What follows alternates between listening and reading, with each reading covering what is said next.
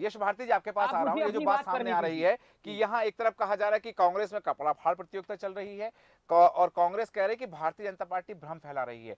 मतदाताओं को लिए यदि आप कुछ कहना चाहते हैं समाजवादी पार्टी की ओर से, क्योंकि समाजवादी पार्टी चुनाव मैदान में है और लगातार जो सभाएं भी लगातार हो रही हैं, प्रत्याशियों का अपना कर रहे हैं, जन समर्थन जुटा रहे हैं, ऐसी स्थिति में भारतीय जनता पार्टी की इस लाइन पर कि कांग्रेस में कपड़ा फाड़ प्रतियोगिता है और कांग्रेस की इस लाइन पर कि भारतीय जनता पार्टी भ्रम फैला रही है, आपका क्या मंतव्य है? देखिए, भारतीय जनता पार्टी के लोगों की जो भाषा है वो बहुत अलग अलग है जी। प्रधानमंत्री जी परिवारवाद की बात कहते हैं, चाहे वो किसी भी पार्टी के लिए कहते हो। भारतीय जनता पार्टी के लोग परिवारवाद का विरोध करते हैं। देखने में आया है कि भारतीय जनता पार्टी के अधिकांश नेताओं के परिवार नहीं है, ऐसा बताया जाता है। लेकिन जब परिवारवाद की बात करें तो ऊपर से लेकर नीचे तक इनकी लीडरशिप देखें, चाहे वो केंद्र की हो चाहे वो राज्य की हो, सब परिवार से ही जुड़ी होती है। हाँ। जितने भारतीय जनता पार्टी से आज तक मुख्यमंत्री रहे हैं, उनके परिवारों को देख लें, उनके बेटे नाती कहीं ना कहीं मंत्री मिलेंगे, विधायक मिलेंगे, सांसद मिलेंगे।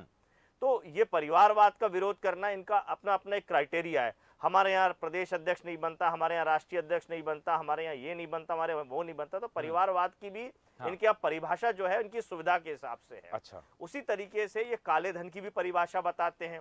विश्व का सबसे बड़ा केंद्रीय कार्यालय इनके पास खुल जाए, मध्य प्रदेश का सबसे बड़ा कार्यालय इनके पास खुल जाए, लेकिन जो चंदे की पारदर्शिता के लिए ये बॉन्ड लेकर के आएंगे तो कभी ये नहीं बता पाएंगे कि इनका सबसे बड़ा चंदाधारक कौन है भाई, कौन इनको चंदा दे रहा है। एक उदाहरण पेश करें जिसके बात को लेकर के 2014 में ये आए थे, घोटालों की बात करते थे, तो व्यापम घोटाले में आज तक किसको सजा दिला पाए लगातार शासन में रहते हुए, लगातार शिक्षा को लेकर के कौन सा बेहतर काम किया, प्रवेश परीक्षाओं में कौन सी पारदर्शिता लाए, केवल यही कर पाए कि 3-3 बार नाम जरूर बदल दिया प्रवेश परीक्षा लेने वाली एजेंसी का।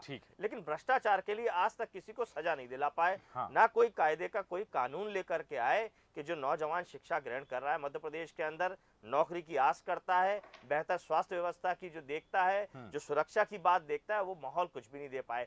महाकाल के अंदर हमने देखा महिला किस तरीके से निर्वस्त्र होकर के घूमती रही, किस तरीके की व्यवस्था महाकाल के साथ में हुई है, मूर्ति घोटाला, सारी चीजें हम देख रहे हैं। कोई ऐसा क्षेत्र भारतीय जनता पार्टी ने लगातार 18 साल में नहीं दिया कि जनता उन पे भरोसा कर सके। इसीलिए ये अनर्गल बयानबाजी, जनता को धोखा देना, जैसे अमित शाह कह के गए सपा बसपा को जिताइए। क्या अमित शाह सपा और बसपा की चिंता कर रहे हैं तो भारतीय जनता पार्टी के कार्यकर्ता उनका अनुसरण करें, ना दे भाजपा को वोट।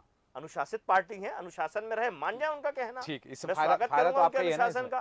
तो ये जो गुमराह करने वाली बात, चाहे धर्म के नाम पे चाहे किसी चीज के नाम पे, ये केवल गुमराह करके शासन की, ताकि जनता जो सरकार के दायित्व है वो इनसे ना पूछे। वापस आता हूं, उसके बाद मैं नितिन जी के पास जाना चाहूंगा। यश जी अपनी बात रखें। देखिए, अभी भारतीय जनता पार्टी के प्रवक्ता ये बात कह रहे थे कि घोटालों की बात कर रहे हैं, तो प्रामाणिक तौर पे बताइए। व्यापम घोटाला तो सबके सामने प्रामाणिक है, किसको सजा दिला पाए यही तो बात हो रही है। 3-3 बार उस एजेंसी का नाम बदल दिया। युवाओं के साथ सबसे बड़ा भ्रष्टाचार तो व्यापम है, जो भारतीय जनता पार्टी के पास आजीवन रहेगा जी। और इसका दोष भारतीय जनता पार्टी पे ही रहेगा, क्योंकि लगातार सत्ता में रहे। खुलासा हुआ तो भारतीय जनता पार्टी ने नहीं किया, एक्टिविस्ट लोगों ने किया, सोशल वर्कर्स ने किया उसको जी। और सजा दिलाने की जिम्मेदारी सरकार की थी, सत्ता की थी। तो सबूत के साथ में छेड़छाड़, 50 से ज्यादा लोगों की हत्या हो चुकी है व्यापम घोटाले में। मैं हत्या ही कहूंगा कि यही नहीं पता चल पाया कि आखिर मरा कैसे कोई व्यक्ति।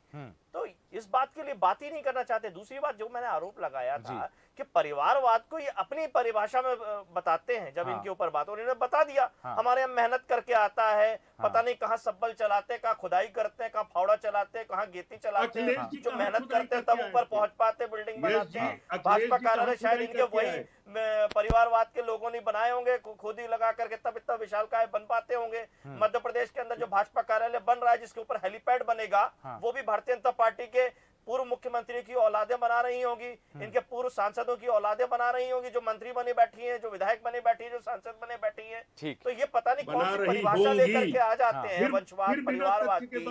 कल्याण सिंह जी का परिवार देखिए, मुख्यमंत्री, उनका बेटा सांसद, उनका बेटे का बेटा मंत्री है योगी सरकार में सबसे युवा।